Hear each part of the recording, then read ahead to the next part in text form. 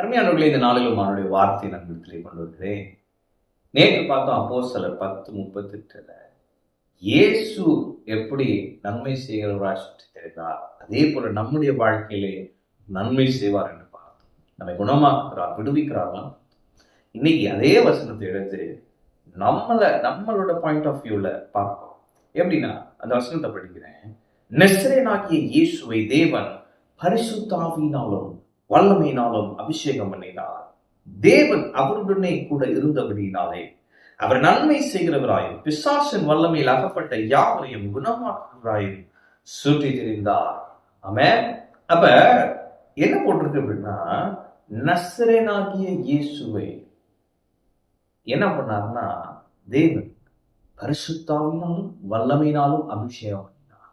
அப்ப இன்னைக்கு நீங்களும் நானும் பரிசுத்தாவினாலும் வல்லமையினாலும் அபிஷேகம் பண்ணப்பட்டிருக்கோம் இல்லைங்களா?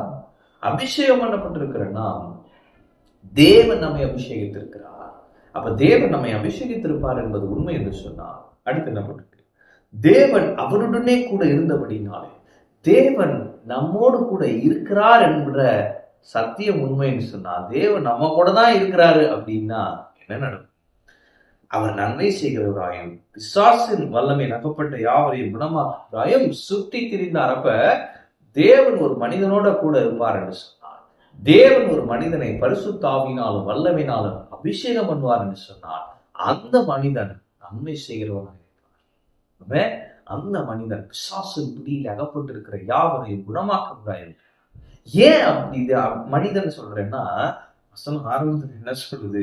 நசரேயனாகிய இயேசுவை, அவர் ஒரு நசரேயன், அந்த ஊர்க்காரனாகிய இயேசுவை தேவன் பரிசுத்த ஆவியினாலும் வல்லமையினாலும் அபிஷேகம் பண்ணினார். அதுக்கப்புறம்னா மதுரைக்காரனாகிய என்ன பண்றாரு? தேவன் பரிசுத்த ஆவியினாலும் வல்லமையினாலும் அபிஷேகம் பண்ணினார். அப்ப நீங்க உங்க ஊரை நீங்க போட்டு சொல்லுங்க, சென்னைக்காரன் உங்களை தேவன் பரிசுத்த ஆவியினாலும் வல்லமையினாலும் அபிஷேகம் பண்ணியிருக்கிறார். அவன் நீங்க ஒருவேளை சிங்கப்பூர்ல இருக்கலாம், ஆனா நீங்க சென்னைக்காரரா இருக்கலாம். நீங்க பாருங்க, வசனம் உள்ளதான் சொல்லுது, தேவன் உங்களை பரிசுத்த ஆவியினாலும் வல்லமையினாலும் அபிஷேகம் பண்ணியிருக்கிறார்.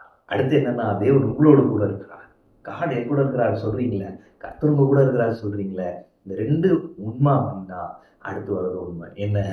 நன்மை செய்கிறவராய் நீங்க இந்த பூமியில இருப்பீங்க. யாவருக்கும் நன்மை செய்கிறவர்களாய் இருப்பீங்க. பிசாசின் பிடியில் அகப்பட்டிருக்கிறவர்களை குணமாக்குறவர்களாய் நீங்க இருப்பீங்க. பரிசுத்த ஆவியானுடைய அபிஷேகம் உங்கள் மேல் பலமாய் இருக்கிறபடியால் பலத்த கிரியைகளை நீங்கள் செய்வீர்கள். அறிஞர்களே, தேவன் உங்களை பயன்படுத்துவார். பிசாசின் பிடியில் இருக்கிறவர்களை நீங்கள் விடுவிப்பீர்கள். தேவன் உங்களை கொண்டு அநேகரை விடுதலையாக்குவார். உங்களை கொண்டு அநேகருடைய வியாதிகளை கர்த்தர் குணமாக்குவார். நீங்கள் ஜெபிப்பீர்கள், அவர்கள் வியாதி நீங்கும். நீங்கள் கட்டளையிடுவீர்கள், வியாதி மறையும். நீங்கள் பெரிய காரியங்களை செய்வீர்கள். நன்மை செய்கிறவர்களாய் இந்த பூமியில் இருப்பீர்கள். என்று சொன்னால், தேவன் உங்களை பரிசுத்த ஆவியினாலும் வல்லமையினாலும் அபிஷேகம் பண்ணியிருக்கிறார். தேவன் உங்களோடு கூட இருக்கிறார். இந்த பூமி தேவன் ஒரு மனிதனோடு இருந்தார்னு சொன்னா என்னென்ன நடக்கும் அப்படின்றத உங்க மூலமாயும் என் மூலமாயும் பார்க்க போகிறது. வரும் நாட்களில இப்படிப்பட்ட பலத்த கிரியைகள் நம் மூலமாய் செய்யப்பட போகிறது. கர்த்தர் பெரிய காரியங்களை செய்வார். ஆமென். கர்த்தர் உங்களோடு இருக்கிறார். கர்த்தர் ஆசீர்வதிப்பார்.